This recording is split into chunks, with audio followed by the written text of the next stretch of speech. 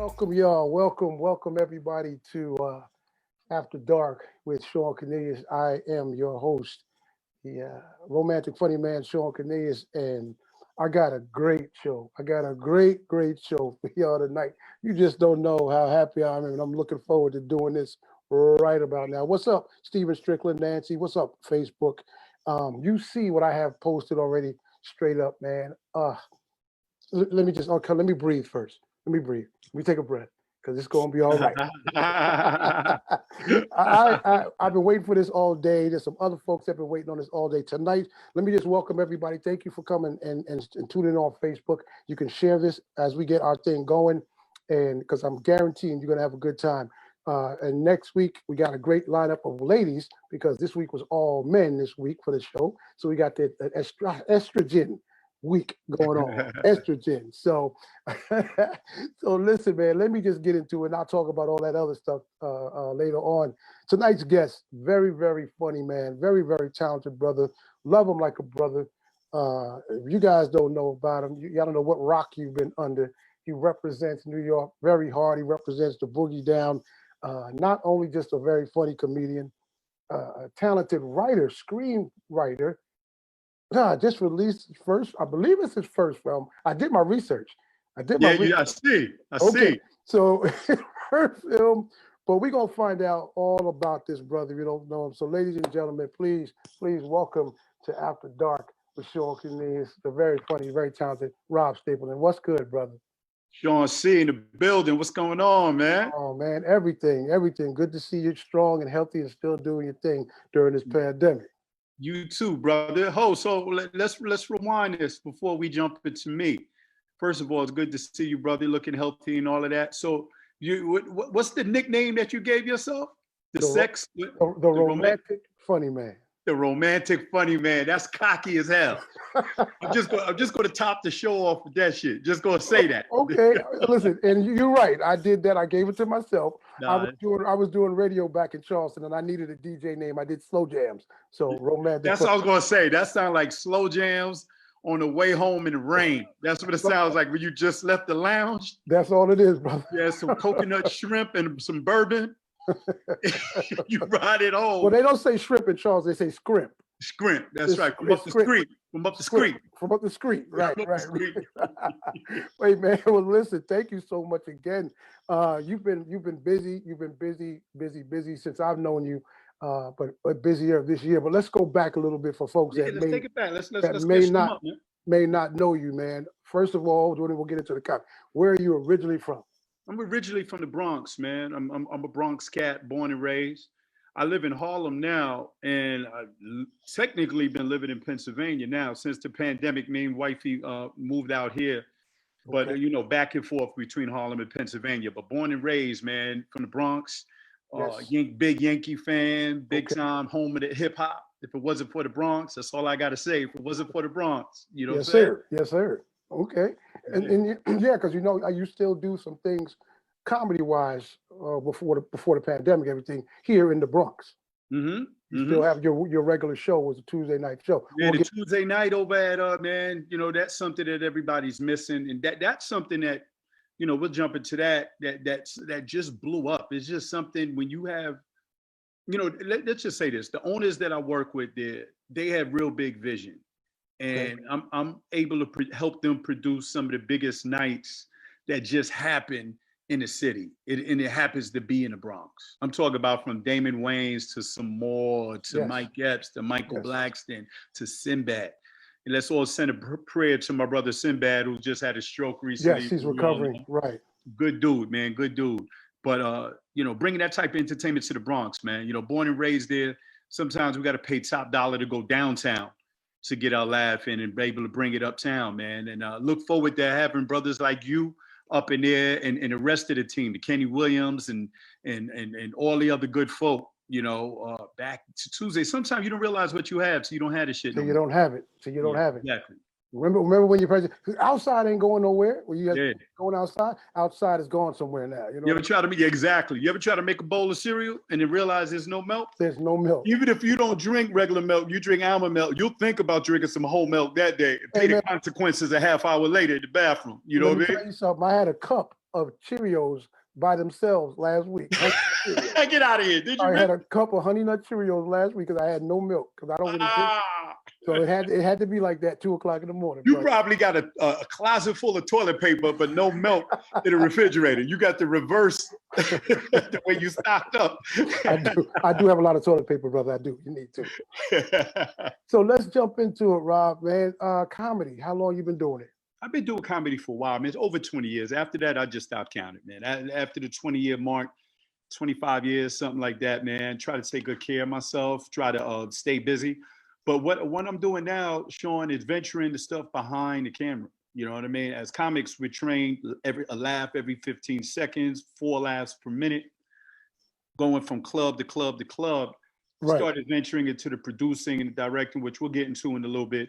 But you know, you got to be versatile and look at the other side. It's like what a lot of us are doing now with the podcast and all this other stuff. This pandemic drove us to find another hustle in another way. Now, I don't even want to call it another hustle, just exploring our talents. Let's just say that. Right. Yeah. Kind of in reinventing a little bit, but like you said, exploring and doing, because we do more than just the comedy, the laugh thing. There is a talent under a lot of comedians that people don't know. Right. All right. Exactly. Yeah. So, okay. So you over 20 years, what got you into comedy, brother? What was the thing that you said, I'm going to do this? You know what, man? I used to watch back in a long time ago. There was only one HBO. You know, if you look at it now, there's like 12 HBOs. You got 8 to 12. You go to somebody's house and they only got 2 HBOs. You like, yo, they poor, they broke. You know what I'm saying? Okay, you got the Fire Stick with all of these HBOs. Long story short, I used to watch. They used to have these specials on HBO, and I would see different comics on there, man. And it was mostly the white comics. I would see George Carlin on there, Gary Shandling, early Seinfeld, and then Sinbad. One time I seen Sinbad on in Aruba. I think he was doing it in Aruba. He was doing the comedy and the music. Oh, the Jazz Fest. Jazz Fest, right? You remember that, right? Yeah. Now, see, that's back in that one HBO day when it was I had the one. Mike Tyson fight that all on one channel. Yes, sir. And long story short, man, so I started seeing that. Then I used to venture in the Sunday paper. They used to have a Sunday paper that came out when people were reading newspapers. On Sunday, they would have a middle section that would show you comedy clubs and where the clubs were in the city and who was performing there. And one day I went and did an open mic and I did well. And that's when I got bit by the bug and realized, oh, this is something. I didn't know it was a business then. Right. You know what I mean? We didn't know it was a business. We just knew it. We knew we couldn't rap. So, you know, that was the thing, to be funny. You know what I mean? And I had a full job. I was working at the phone company then. And that was my first time that I was like, okay, this might be something, man. All right, cool. Now listen, periodically I'm gonna jump over to Facebook because people are leaving comments. So I want to jump really quick and just read those really quick. Things, right? Yeah. Says, good evening. Shanice says, peace, kings. Meech says, hey, y'all. Tyreek says, smoke is in the building, sipping on eggnog. Stephen Strickland says, great movie. Great movie. I saw it at the Newark Film Festival. Congratulations on that. Oh, thank you. What's the brother's name? Stephen Strickland. Steve, what up, Steve? Yeah, okay. What up, Steve? What's up, man? We got Utah in the building. Nancy and her friend Nene from Utah. Hi from Utah. Utah in the building, or is that one of your cousins in Utah? Nah, man, listen, I'm nationwide, brother. I'm nationwide. Damn, Shawn. Utah in the building? Salute to Utah. Salute, Utah. Yeah. Shanice says, hey, Rob, you remember Willie Burgers? Oh, come on, 145th Willie Burgers. Come on, that's the only burger you would get inside, and overdress for it. You would overdress to get that cheeseburger. You put on every piece of fur and jewelry you had on to get a Willie's burger. All right, the caller says, hello, everyone. I met him years ago. He offered to buy me a drink. Now, you're a nice guy. I'll just make that you're a nice guy because I know the wifey is listening. That sound like no, that's cool. That's cool. That's cool. That's me though. That's me. That's what I'm saying. Such a nice and wonderful dude. So Rob, you've been, like I said, you just didn't decide to do stand up. You decided to just start promoting your own stuff, the Sugar Shack and clubs, and doing a lot of clubs around the area. What got you into when you decided to do the business? When you found out like I can make a little bit more money and do some things. What was the You know first what? club? Like, let me ask you that. The first club you promoted comedy at? You know what it is, Sean? That's probably my gift and my curse, man. I hate asking for help. You know, some of your listeners and viewers probably, you have some people that always ask for help, and then you have the doers, the people that get shit done. Right. I from when I was younger in this business, I would travel on the road, and that's how we got to know a lot of the comics that weren't from New York. Sure. Go down to DC, do shows. You go to Chicago. You go to Atlanta. You go to Cali. Go to Houston. Starting going to Philly. You meet a lot of other comics. Then we started getting on TV. Then Comic View started. Then Def Jam started, and then you started knowing comics who had some visibility to them. So I said to myself, damn, man, this energy on the road. You know, we had our New York comics core. Then I would see these comics from out of town. And I was like, man, if there was a way that I had a night in New York and I could bring these comics like Monique and this dude named Mike Epps to New York and Joe Claire from, you know, these dudes, I know they're going to be something in the future. If I could bring them to the Bronx. Right. And that's right. when I started my club called the Sugar Shack. I took a Sugar Thursday Shack. night, started doing comedy in there. And, you know, we had our locals. We had our JB Smooths, our Tracy Morgans, our Yes. Talents, our Yes. Flexes, our core New York comics, Face Man. And then started, it was crazy, man. It was like a festival every Thursday. It started getting crazy. You know, it was crazy like when Jodeci would come through and Right. Puff would come through and Anthony Mason. You got to realize this is in the Bronx. Yes. Motherfuckers ain't really hang out like that in the Bronx back in the day. It was never really sexy to say, you know, I'm going to hang out in the Bronx. Right, right. You know, if you're from the Bronx, you hung out in the Bronx and then you went outside of the Bronx. But I brought everybody to the Bronx. And right across the street up the block was the Fever, which was crazy because that's what was the big home for hip hop. So this was years after that. I started the Sugar Shack, and that showed me that this could really be a business. You know what I mean? That let me know that this could be a business right here. You know what I mean? I was doing it with my man John Smooth. Remember John Smooth? Remember John. Yes, yes. Respect. God bless. God bless. Way too soon. My partner John Smooth, man. Me and John would sit there, man. Right, Sean. We would get flyers printed up, right? And back then, like everything is online now. You know. Yeah. You get 5,000 flyers, and we would map out where to go. We go to the courthouse. We go to the transit. We go to people's barbershops and drop them off. There's no worse feeling in the world than seeing your flyer on the floor. On the floor. On the floor. Ain't nothing worse than seeing your flyer on the floor. You be counting 2 cents, 4 cents, 6 cents. Man. 10 cents. Yeah. It felt like there was a nickel a flyer. You know what I'm saying? Yeah, that's crazy. I want to say what's up to JP Justice who pops in. JP, what up, Jay? Another comedy comrade. JP, man. So you mentioned you don't realize JP is an originator in this game, man. His history. Yes. Me and JP go way back. Formerly, when he was just known as Jameek, but you know, everybody knows him now as JP Justice. We show him his respect with that. But the dude goes back to the original Uptown Comedy Club, man. And that was our foundation, the Uptown Comedy Club. A lot of the comics that try to deny that are lying to themselves, man. What we got, that was our and the Karate Kid when they was doing this. Yeah. You know what I mean? Wash on, wash off. That was our foundation. It was the Uptown Comedy Club, man. Big shout out to JP. Yeah, he just threw in Harlem Blue. He just threw in the name Harlem Blue. Harlem Blue. Harlem Blue? He just threw that in there. He said, is that a club? I guess. Yeah, I guess we were dropping names of spots. He said Harlem Blue. You know what? Ask Jameek real. Indigo Blues. Oh, it might have been Indigo. Indigo Blues. Yeah, in Times Square. Okay, so I'll see if when he was. That was the spot. I think that was on Thursdays. It was Indigo Blues, man. I think you had to come in and go downstairs. Yo, back then, Sean, when we were doing comedy. Yeah. Like right now, you do these shows and you got to give comics the light. Get off stage. Jameek can tell you this, and you remember this too. You a vet too. Yeah. Back that time in New York, everybody would come here. So in Manhattan was doing shows. It was before Brooklyn was really doing shows. Most of the shows were after work on from Monday to Friday. You can't find it like that no more in Manhattan now. Of course, nothing with the pandemic. What I'm trying to say is that you would be on a show on stage and trying to hurry up and do your set to get off. Like me and JB Smooth used to travel all the time, right? So then you had we'd be on stage, and then Will and Artie would be there, and then RoboCop might be there with somebody else from DC, and we're all trying to hurry up, go on first to get to the other show before the other comics got to the other show. That was crazy. It was crazy. Crazy. Yo, so you mentioned a lot of other comics, and let's talk about a couple of them, because you formed an allegiance long before, but now you guys, Talent, Capone, Mark, the New York Kings. Right? Did that obviously did that come off of you guys seeing the success of the Kings of Comedy? It's like, okay, we got some heavy hitters here because New York is what it is. Oh, right.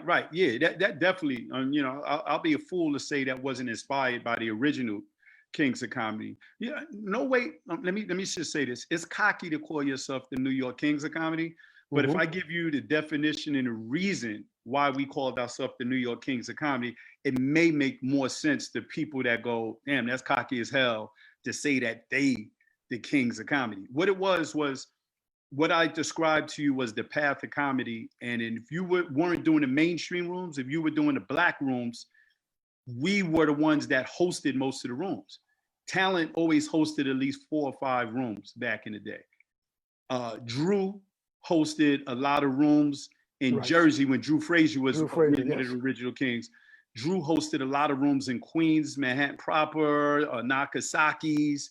Yeah. I hosted the Sugar Shack, which was probably one of the top rooms, was the top tier room in the city. And in Capone had BBQs, you know what I mean? And we were always requested to host people's biggest shows. So whenever any comic wanted to come to New York, we were one of the first calls, other than Tina Graham or Bob Sumner, if they wanted work. They weren't coming to New York to go to Madison Square Garden to see Empire State Building. They were coming to hit the shows, get on stage, and get some paper. So us being young dudes, we looked at it and said, yo, we should form together like the Avengers and call ourselves the New York Kings. And that's all it was. That's all it was. But we sold out everything that we did. April Fool's show, Caroline's, adding extra shows. It was just a dope time. Yeah, it's about, and like you said, that's about the business now. You know what I mean? Business. Just jumping in to have fun at first, but it is a business. We say show business, but really should be business show. Because it's a heavy deal. Want to say what's up to Lakita, who came on, Tariq, who came on. JP says Harlem Blue is toothless. Toothless. Damn, JP. So he popped that off. Hell yeah, Toothless. Toothless moved, I believe he's in Washington now. I think he moved to Washington. Toothless is original. People don't realize how the Uptown Comedy Club was. First of all, when they first opened, it was 1 day a week. It was one show on Sunday. And you didn't get to go on every week. When you got to go on, you wasn't going on again for like another 2 months. Right. So that time when you were up, that 10 minutes, you had to bring it. You had everybody in the audience. Hakeem, the dude from a different world. What's the dude from a different Hardison. Kadeem Hardison. What's his first name? Kadeem Hardison. Kadeem Hardison, yeah. And then Theo from the Cosby Show. Can't think of these brothers' names right now. You know what I'm talking about. Malcolm Jamal Warner. Malcolm Jamal. And you got to realize those were our dudes then, because they were primetime NBC back then. They were Bill Cosby's dudes. You know, the younger generation of that. Right. And then the New York Knicks would come through. Wesley Snipes, just sit in the crowd watching us. You know what I'm saying? Right. Russell Simmons later on starting to come in, getting an idea from Def Comedy Jam. It was a crazy time, man. It was a beautiful time. So I see the excitement, and I'm sitting here with chills because people have to understand about us, you know, how they look at us sometimes, but we don't just love what we do. We're in love with what we do as far as stand-up. So now let's jump to that now with the pandemic. How has that really affected your mental not having that live, not being able to get out there and do like we were doing nights a week and traveling and the live audiences, you know? Right. I think being a vet in here, I had to learn to adapt. You know what I'm saying? It's just like Shawn, a lot of people got these things right here, right? And they don't use it. You know what I'm saying? The social media came up and the vets didn't want to do that. Then I think vets was getting mad at the younger dudes for doing, call it cheating the line, skipping the line and doing this to get their views. I'm not gonna lie, I used to hate on that too, but I realized that's a skill for these brothers to be able to do it. If everybody could have 1 million viewers, they would do it. You know what I mean? Everybody don't have 1 million viewers.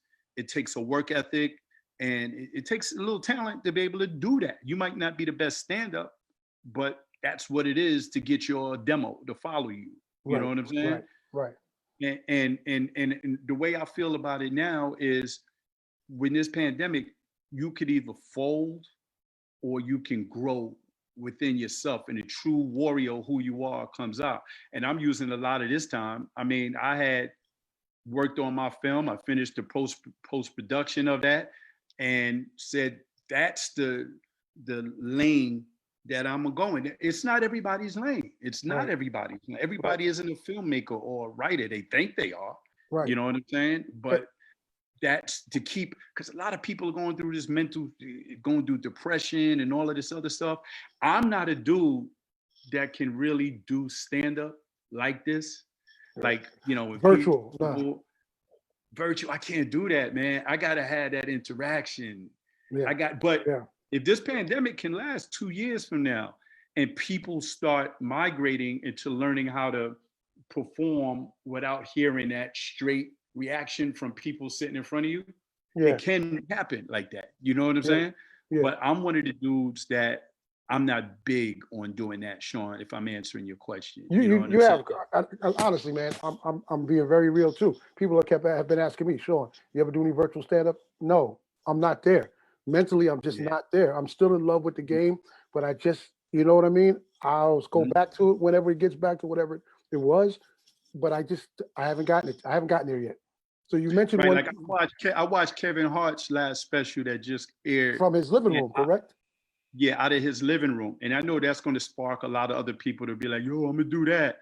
I felt it wasn't, I love Kev for who Hmm. he is, and he's a black man feeding his family and doing it. Sure. I don't think it was his best work. And I think the reason it wasn't his best work because he wasn't on a layup line. I think what I mean by that is he wasn't shooting in the gym like comics need to do. When Rock and Chappelle and them, they hit the clubs unannounced. During the Right. pandemic, he couldn't really hit the clubs Right. like he really wanted to. You Hmm. know what I'm saying?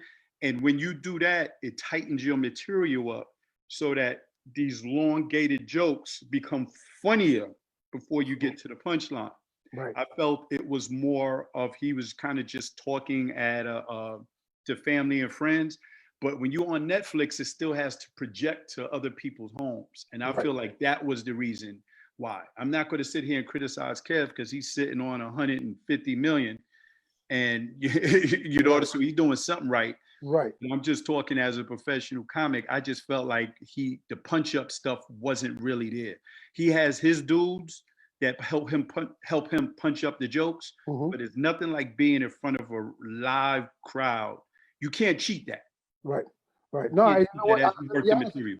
I haven't even seen it, so Mhm. I wouldn't even comment on it because I haven't seen it. I saw a clip of it on the internet, but I just haven't chose to sit down yet. But you mentioned something, and we'll jump to it because I want to get to this before we take a break, man. Mhm. And I'm familiar with it because I myself, on the quickness, wrote. I had an idea, creative idea, and wrote, produced, directed, acted in with a friend of mine who wrote the screenplay with me. My movie, my first feature film. Now Nice. let's jump Right. to let's jump to your because I watched it last week, man, and I really enjoyed it. I laughed. You know what I mean? I Thank laughed. you, brother. Wonderful Thank you. story, and I'm putting it up on the screen right now. The stuff you had great talent in it. Appreciate you, brother. And the storyline was wonderful. Now this was your very first film, correct? Very, Your very, film. very, very first film. I wanted my first film to be some of the best work that I could do. I wanted it to be respectable. You know what I mean? I didn't want to look at it 2, 3, 4 years later and be like, damn, I thought that was good. Shot that whole movie for 90,000. People don't Oof. realize 90,000 is nothing Right, to right. shoot a film. They spend 90,000 on food services for 2 weeks on any Mm, major film. That's what they mm, spend for catering. You know what mm. I'm saying? Yeah, yeah. That's what I shot my whole film for. You know what I mean? And I wanted the production work to be crazy. I wanted the acting to be crazy. I wanted the storyline to be dope. I wanted all around. Because lots of times, Shawn, you know, when you shoot an independent film, you have this certain mentality you have to be in when you watch the film. You Yes. have to go into watching an independent film expecting the sound to be off, the coloring to be off, Right. the production of the camera work to be off, the acting to be off or something. What I wanted to do is I wanted it to be so good for a low budget that you were fooled and thought that it was a higher budget, Sure. if that makes any sense. Well, you were successful, man, because I mean, I didn't know the budget, but the quality, and I think I told you a little bit before when we were talking about coming on tonight, Mhm. the aerial shots, the quality of the actors that are in there. Right. You could tell you put some money into it. And it was, I think it's fantastic, not just because you're on the show. I really enjoyed it. And plus going through the experience myself of Mhm. making my film, which was nowhere near 90,000. Mhm. You know, but I understand the whole process now because it was my first film as well. Let me jump to Facebook really quick. Nova says, you are appreciated even if you don't hear the audience. I'm addicted to watching comedy on my phone when I feel at my worst. What you guys are talking about is a different world to me, but I appreciate the results. You guys bring such joy to people. Thank you for sharing your gifts. That's dope. And see, that's what we do. We do it for us, but I get so much joy out of doing it for the people. You know what I Yeah. mean? Because Mhm. we are essential. I talked with Right. Talent about this a couple of I weeks was ago. getting ready to cut you off and say that. Yeah, We are essential. They need to literally make comedy. They need to open up comedy clubs. Like, I don't know why they open up gyms, but comedy clubs aren't open. People really need to laugh. People are sitting in their homes with family members that they don't love, that they yeah, like a lot. right. They don't really love them. People need a release, man. See, this is the thing, Sean. I can't get, and we'll jump back to the production of the movie, but this is what bugs me out. I can't understand why gyms could be open, but comedy clubs aren't open. You could take the same restaurant, have everybody 6 feet apart, and socially distanced, but as soon as you hand a microphone to somebody on stage, that's illegal, and you can't do that. But somebody could go to the gym sweating and lifting weights and breathing out and doing all of that stuff and running on the treadmill, doing Right. all of that. But the comedy club is closed. This is what I'm saying. What's the balance, man? What's real? What's the game in this? The world is in a loop, and the priorities are backwards because you can work out at home. You don't have to go to the gym. You can do your workout to stay out of the gym to be safe at home. But right, you're stopping all these other things. But look at where it's kind of gotten us in another phase of this pandemic. It's about to hit us. You know, Yes. so that's another thing we can get into in a second. I want to read a couple of more of these quotes. Katie says, "I want you to stop using the term low budget. It was an in budget film. Black films matter. Hashtag." Nah, that's dope. Nah, that's dope. But I'm a realist, and you have to be real about how you get your waivers. I did the film really, through the union and all of those things that you had to do. And nobody ever believes in what you do, Sean. When you got your movie done, you got first it starts with a script. And Mhm. then you get a script and then you go around and I had to beg for money from people. And I hate asking for shit. Like Right, right, I hate right. asking for directions if I'm lost. You know what I'm saying? Yeah, yeah, So I hate asking and then getting that money. And then I realized people don't invest in the script because they really won't even read it. They invest in you if they believe in you. right. And every investor that I had, I wanted to make sure that I put out the best work that they could. I love movies, man. I Yeah. wanted to do a movie that I would like to sit, smoke something, or drink something, and sit and watch that movie and enjoy it. You Well, know what I mean? I wanted. did you accomplish that? I believe so. I believe so. I mean, you got the Minister Societies, the Fridays, all of the Boys in the Hood and all that. I feel like my film is going to fit in there. It takes some time to be able to earn that, Right, but I feel right. like my movie, this stuff, is going to earn its own street cred. It's Well, going to be a classic. keep speaking that into existence, man. Because again, doing what I did, it was with my partner when we wrote the script. It was an idea from college, and you have a vision for it. It's your Mhm, baby, and I had a mhm. vision, but some things went right that I didn't even know were coming. And what, like you said, you have to, it's hard work. You invest yourself into it, but listen, man, I wanted to first I wanted to finish it. That was the first thing. Yeah, I wanted yeah, to finish the project. So we did that. And I wanted to make a project that people were going to like. Everybody's not going to like it. So I'm good with that. But some yeah. people are going to love it. You know what I Yeah. mean? If I was comfortable with it, my people was comfortable with it, and with that investing thing and asking people for money, I didn't want to do it either. I Yeah. went out on the investment tip. People was like, no, here, just be successful at what you're doing. I'm donating. You know what I Yeah. mean? When you Yeah. get love like that, you know people know. So listen, Rob, real quick, man, I got to take for TV purposes, Mhm. take like a quick break, Okay. and then we're gonna come back and we're gonna keep talking. Now we're gonna move into the after dark talk. So you know, Okay. people sitting out there waiting. They know the second half is about the love, the romance, the intimacy, all that stuff. So now we're gonna put Rob Stapleton on the hot seat. Should I go light a candle and incense? That's what it sounds like. Put on your smoking jacket, brother, and go work it. So let's take a quick break, really quick, man, and come back with more After Dark with Shawn Cornelius with my special guest, the very funny and talented Mr. Rob Stapleton. We'll be right back. Let's do it.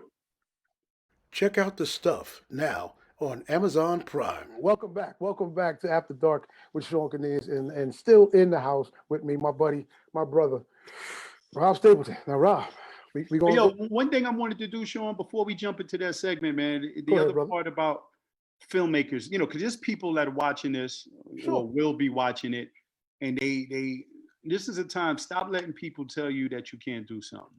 Whether it's you was going to open up a salon, whether you were going to start an LLC, or you were going to sell hair products, whatever, a barbershop, whatever you was going to do, get it done. People hate, people crab in the barrel, they pull you back. When I started the process and I wrote the script, one of the most fun parts is casting it and starting to get some of the people that you really enjoy, that you look up to, or you have respect for, and then they come into your world for some shit that you wrote. And I had a guy, man, my guy Gary Sturgis, man. I love this actor. Gary Sturgis, he plays Sonny in the front. When he was in there with Charlie Baltimore. Sonny. I know him from the Tyler Perry movie. People know him from the Idris Elba films, all of the films. I love that dude. I wrote that part for like him or for Charlie Murphy. And for that dude to get back to me and be like, Rob, him and his agent hit me back, yo, let's do it. You know what I mean? I got my man has the biggest fight coming out, not this weekend, next weekend. Danny Garcia is fighting my man Earl Spence next week. He was no problem. Came, said, yo, I want to do it. Came and did the film. Nobody didn't act like a diva. You know what I mean? Just got Melissa Ford, one of the biggest models and actually people know her for years, doing the Jay-Z's video. Came on set, it was beautiful. You would have thought she just lived across your street.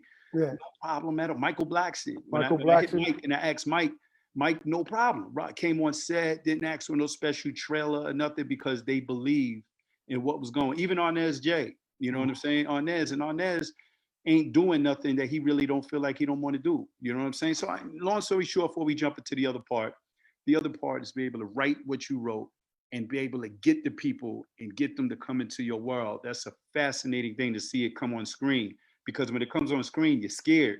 Because stand up, we could fix it. We could alter our sets and change our jokes. When that shit's already on the screen, you can't pause it and say what we meant to do in this scene was, it is what it is. Trust me, brother, because when I was sitting in post and watching stuff or watching after the shoots, after we had, and coming back looking at the footage, and I'm like, yeah, so I get it. I totally understand. But no, man, you gave those, definitely nice to shout out those folks that have love for you, man. And that's how it happens. It's all about relationship. That's why you should always be good, be a good person. You know, you never know what's happening. So so no, that's cool, man. Listen, we can jump in anytime. So Rob Stapleton, somebody said this. Katie says you might want to light something else other than a candle. So when we start talking about this, because they know the show, they know how I get. Hold on, let me lower the lighting for this. Let's break down the lighting. Let's break it down. There you go. Nah, man, you know what it is? Again, this is the romantic funny, man. You know, I wrote a book called Expressions of Love and Romance. I enjoy that, man. I enjoy that energy, that environment, and we all should be able to. What was the name of it again? Expressions of Love and Romance. Nice. I happen to have a copy right here, Rob. Ah, shameless plug. I love it. I love the shameless plug. I No, love it. because I write poetry, so sometimes I'll read a poem out of the book. It just happened to And be check it sitting out. I got my own line of condoms that I got. No, just so, Yo, so congrats on that though, brother. Congrats, thank you, man. man. Thank you. No problem. So look, man, what does love mean to Rob Stapleton? Because I know your scenario, and we'll bring it up in a second. But what is love to you, and how important is it, especially where you are now? Man, that's a good question. To me, love to me is very important. I think people abuse that word or misinterpret it. You know, you could really like somebody a lot, and then there's love. Liking somebody a lot and making a commitment to them, you're fooling yourself. Like I love to love. Like my wife, I love my wife. Like I could literally look you in the eye and say, I love my wife. I don't want to say that I'm the exception because I just worry about my space, but I Sure. love my wife. I love being in the area, in the space of my wife. Like, And like if I have shows, like I know several comics when they do shows, they don't really want their wife around. You know what I mean? Or when I think everybody needs separation, but mhm. I know I'm in love with my wife when I enjoy being with her at social events, and she is my best friend. If you married and your wife isn't your best friend, you just have a highly glorified roommate. Right, right, right. And that's a beautiful thing. See, because everybody has their own definition of love or what they believe love is. So I don't. That's why I asked the question because I don't. We all have an extension of what what the definition is. Mhm. So it's a beautiful thing. Now, if I'm not mistaken, tell me if I'm wrong. Didn't you just recently celebrate an anniversary? Because I know I follow you. We Yeah, follow each other on. August. Yeah, it's Yeah, August, but this pandemic made it seem like that was 3 weeks ago. You know what I it, mean? right. We lost all concept of time through Well, all well, of it. you're a cruise man. You guys are a cruise couple. You guys love going on Oh, cruises. Sean, you did your work, bro. Bruh, Yeah, you man. did your work. Yeah. That's part of the withdrawals that me and wifey are going through right now, not being able to get on these ships, man. Yes. We do it like we go on at least 3 cruises if it's a good year, 4 cruises a year. And we literally would be going on one next week because her birthday is December 3rd. Oh, And wow. we're always gone. Like that week, I'm blocked out. That Sure. year, the other dates may change, but that date Yes. never changes. We always go on a cruise for her thing, man. That's how that you did your damn work, Sean. Go Man, ahead, listen, I Sean. gotta be a professional, brother. I'm trying Go to be the, ahead. but not a Oh, star. you hitch. You hitch too, is you.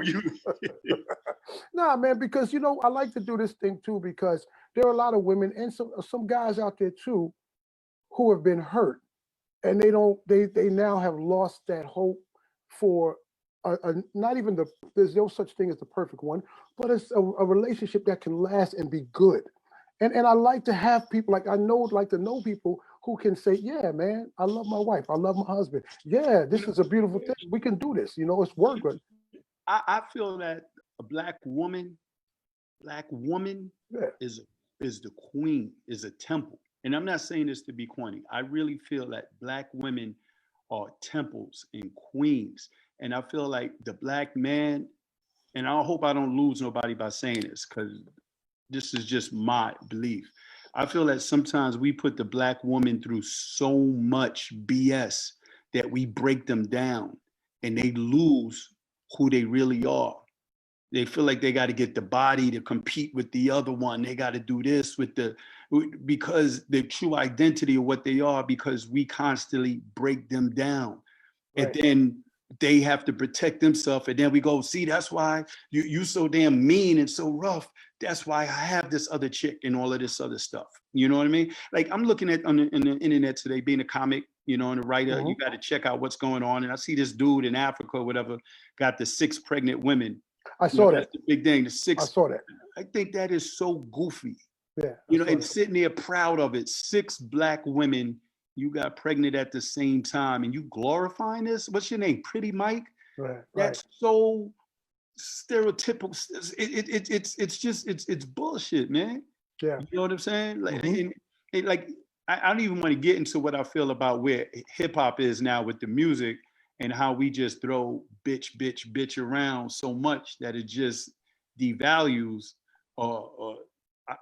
our women, but you know what I'm saying? It's just what it is. I don't want to go that deep into the whole thing during this, but that's just Rob No, Stapleton's no. And, thoughts, man. and listen, man, this is what the platform is about. Again, I love to have this, especially conversations for my brothers, because I can talk to a woman all day long. I was raised in a household with women.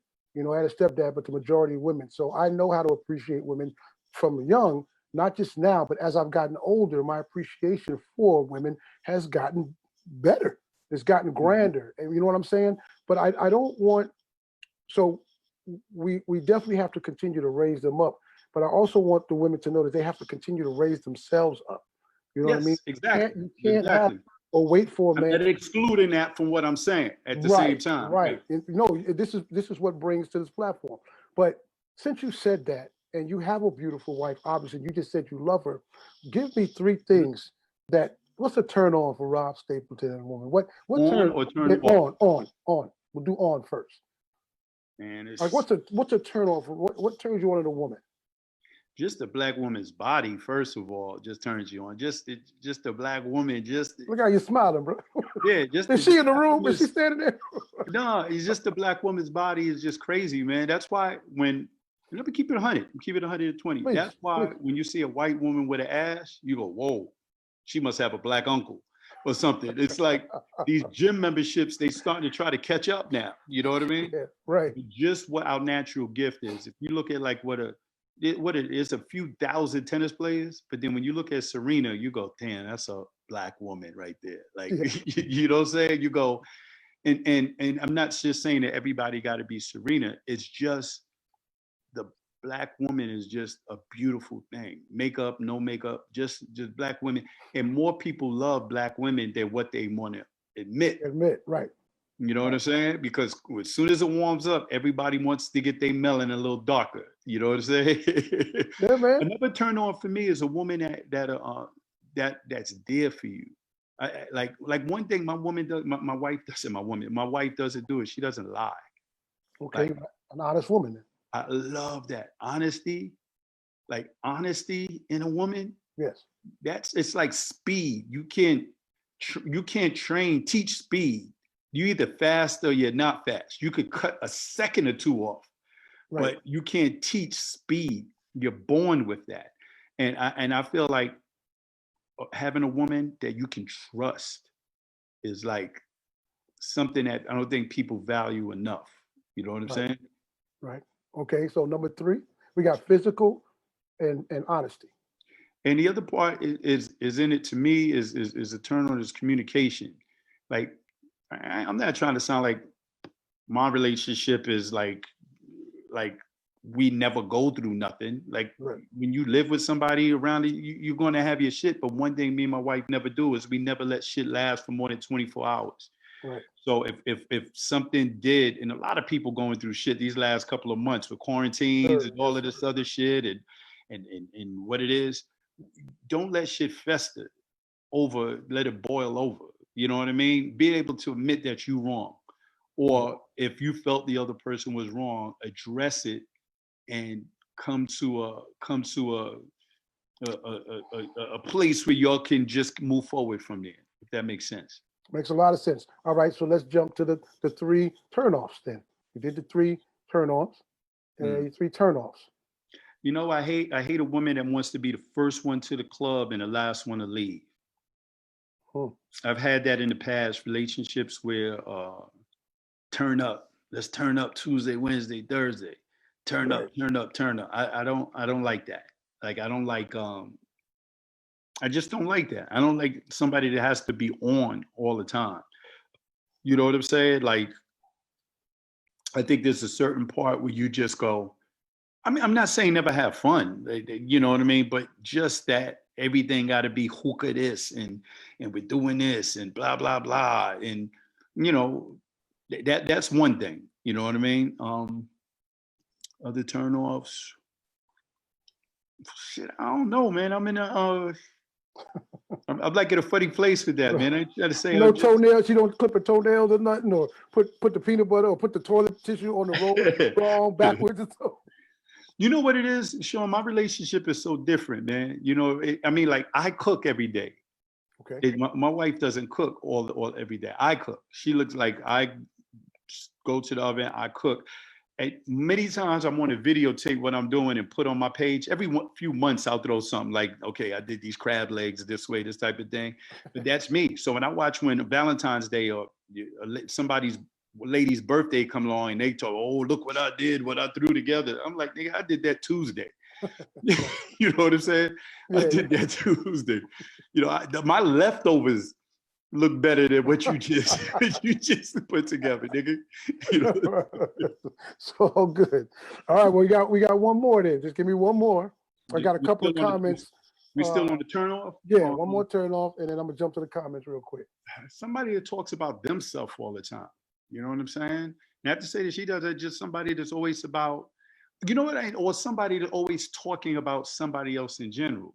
Right. You know what I'm saying? Okay. Like I put myself in this place during, especially during this pandemic, where I'm not in competition with nobody else. You know, like I literally hate going on Instagram, blah, blah, blah, but because I hate, you feel like you in competition with what the other person is doing and all of that other stuff. You know what I'm saying? Yeah. So I would hate to be with a female that always has gossip about what other people have going on. Right. Right. I mean, it's good to know what, you know, your stars, you know, what they got going on in their life, but not just glorifying your neighbors and all of that other shit. I feel you. I feel you. And just to make it clear, he wasn't specifically talking about his wife, because these were just general turn-offs. Yeah. So let me jump over here real quick. Carla says, thank you, Rob, for your comments. Katie says, we need the older generation to teach these boys. This next generation has no chance. Don't totally believe that, but I understand what she's saying. Shayna says, honesty is the best trust. And Katie also says, but you can handle that honesty, Rob. A lot of men, they want that, but can't handle it. Yeah, that's true. Yeah, but let me just, okay, so I'll address that quickly. We're talking general. We know some men and some women will come, you need to just be honest with me. As soon as you tell them honestly, and do I look fat in this dress? You looked fat in the short set you had on last night. And when I said that, now you know what I mean? It's not even about that. I'm just saying a lot of people can't handle honesty and they want it. You know what I mean? They ask for it, but they can't deal with it. So Rob is speaking from Rob's perspective. But it is cool, because this is why we're here too on a platform to help educate some folks. We are older, you know. But the young lady that said that was definitely right. Some men can't handle it. I was doing an interview yesterday, and this subject came up where I think one of the worst things to do in a relationship is to ask your mate too much about their past if you're not prepared to hear what the answer is. Right. You know what I'm saying? Talked about that on another platform. Yep. Yeah. If you're going to ask just be prepared for what you're thinking. It's like I talk about the film. I have a film and I release it, and if somebody gives it a bad review, I can't be like, well, then your mother's a whore. Like I just can't. It's what you feel. You know what I'm saying? Like somebody has to tell you the baby's ugly. You know what I mean? Because not every baby is cute. You know what I'm saying? So getting back to what she said, she's right. Some men just can't handle that. You know what I mean? I believe that, like I said, in general, and I know Katie well, but basically I'm saying because it is a two-way street on that level, because there are men who say, tell me the truth and can't, but there are women who say it. That's why I said I think it's a people thing. It's not just men or women on that level. But we need to, and she's right about talking to the younger generation. That's why, on that level, and moving forward onto that situation. So, what do you think, in your opinion? Because obviously, this is your opinion. What are some of the secrets to the success of a relationship, man? You know what's cracked me up? I'm looking at the thing and I see my TV is in screen mode. I was crack up if Pornhub came up like in the middle of some shit. It just straight. It is moving. Yeah, I'm watching. I looked. I didn't even know I had moved the camera. You got to make sure you cut all that stuff off before the interview. Now repeat that one more time, Shawn. Again, throw that one more time. What do you feel are the secrets? Maybe a couple of them, in your opinion, to a success. You named a couple already, but secrets to the success of a relationship. You got to be able to have fun with each other. You know what I'm saying? Some people don't have fun with their mates because you went through all of this stuff acting like you was somebody else to get them.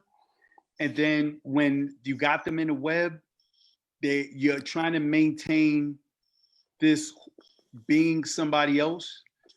And it's a struggle because you can't be who you really want to be. And then when you do let down the facade and become who you are, you realize, damn, you're not attracted to that person, or you don't communicate the way that you thought that you did. You know what I mean?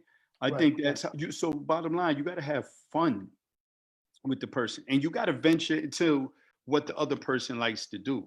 Mm-hmm. You know what I'm saying? Like, I'm a comedian. My wife doesn't feel like she has to come to every show that I go to.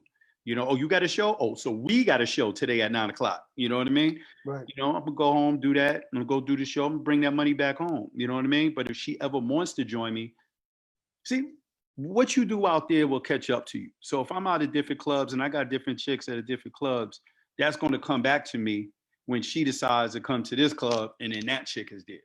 So if you play that game and you get bit by that game, don't get mad because those are the rules of engagement. Right. You know what I'm saying? Right. So, you know, I like some dudes never can have their phone face side up on the table. I love the pleasure of having my phone be able to be face side up on the table. The phone ring or it's a voice message, I tell her, babe, who's that? You know what I mean? That's not for everybody to be able to do. That's Rob's world. I live within that world. So, you know, you put those extra things on yourself and it handcuffs you sometimes. True. You know what I'm saying? I hope I'm answering your question, man. No, you no, you are. It's all good, man. These are fantastic, and people are out there enjoying it as well. You know, the ladies, oh, it's so sweet. He's so they ain't so nothing coming across. And I'm not trying to come across like corny or whatever. It's just me. You know, and I always feel like if you in a relationship, whether if you're not married or you're venturing on going down that lane, you should always be around other couples. You know what I'm saying? Millionaires fuck with other millionaires, right? Right. Millionaires fuck with other millionaires. You know what I'm saying? Couples should venture into relationships with other couples. It's good energy, it's synergy that goes around with there. You know what I mean? Yeah. When you have a wife and your lady tells you that she's going out with her girls and ain't none of them bitches married, you are throwing the dice and you're going to hit a 7. You're going to crap out soon. You know what I mean? So keep the majority of what you do be around what it is. Right. You know what I'm saying? Because if you have 5 broke friends, you're going to be the 6th broke friend hanging with the other 5 broke friends. You're just going to stay in that circle. You know what I'm saying? True. All right. No, man, this is fantastic. Grown folk conversation, basically. All right. So listen, because my time is running short. This is because whenever we put another half hour, man. But I got a little game I play called Favorite Sevens. And I'm just going to ask you, I'm going to just I get to keep my shirt on, right? Yeah, especially with me. I just was going to throw that in. No matter what you said, I was going to throw that in, Shawn. No matter what you said, I was going to throw that in. Hey, bro, listen, you put your camera on block and do whatever you want to do with it blocked. I don't want to see all that. So I'm just going to shout something out. You give me your favorite. It's a game we play, and that's all. Okay. All right. Number 1, your favorite food. Favorite food? Seafood. Seafood. I love, seafood. Used to always fried shrimp, crab legs. Probably my favorite. I don't eat as much as I used to, but that's probably my favorite food. Okay. All right. Number 2, favorite song, all time song. Midnight Star, I'm Curious. Okay. That song, I love that Curious. song. Yep. Mm-hmm. Got you. Number 3, favorite all-time movie. Uptown Saturday Night. Inspiration behind my movie, The Stuff. It was a movie. My movie was inspired by Uptown Saturday Night and another movie called True Romance. Okay. Good deal. Number 4, favorite state. Favorite state. Yes, you're well-traveled, man. Oh man, I like Chicago in the summer, but that's not on my top list. So let me not say that. I want to say Florida, but this election got me thinking different. You know what I'm saying? Favorite state. Favorite state. I guess Georgia, man, because me and my wife have so much fun in Atlanta. You know what I mean? When we go, yeah. All right, I'll take that. All right, cool. Favorite time for love making? Soon as this interview is over. Whatever the time is. I ain't got, yo, Shawn, I ain't got no pants on right now, son. I ain't got no pants on right now, son. I think I'll stand up, it'll help your viewership, son. I do have control of the mute and the block, so it's all good. Do your thing, brother. Do what you want to do. I'm trying to help you in Utah. You got Utah listening. I'm trying to help viewership in Utah. You trying to get my numbers up in Utah? Works for me, bro. Favorite comedian? Favorite all-time comedian? Favorite all-time comedian? I have the most respect for Richard Pryor. My favorite comedian is Damon Wayans. Okay. But I also, no, favorite comedian is Dave Chappelle. But the most I respect is Damon Wayans and Eddie Murphy, of course, and Richard Pryor. But there's another white boy named Brian Regan that I love. Yes, I know Brian Regan. Brian Regan. If you're a comic, you know Brian Regan. Takes subtleties and makes it classic. Yes, very funny guy. Very funny dude. All right, and the seventh one, favorite Black TV show? Favorite Black now TV. It could be. You know what it is? It's something that's pretty new. Can I go with something that's new? Yes, favorite, whatever your favorite is. Favorite TV show is Atlanta. Atlanta. I love Atlanta. I'm pitching the network a show that's sort of like Atlanta right now. So literally, why I was a little almost late coming on now was just getting all of that stuff ready for the holiday. But okay. Atlanta, yeah, Atlanta. I just love how it's written. I love just the characters. I just love it. I got to get into Fargo. I heard that's dope too. But yeah, I heard about it as well. I haven't started watching it yet. Well, Rob, and P-Valley. P-Valley is dope too. P-Valley on Showtime. Yeah. No, Stars. On Stars. Stars. I saw the final. I had to binge watch that. So, yeah.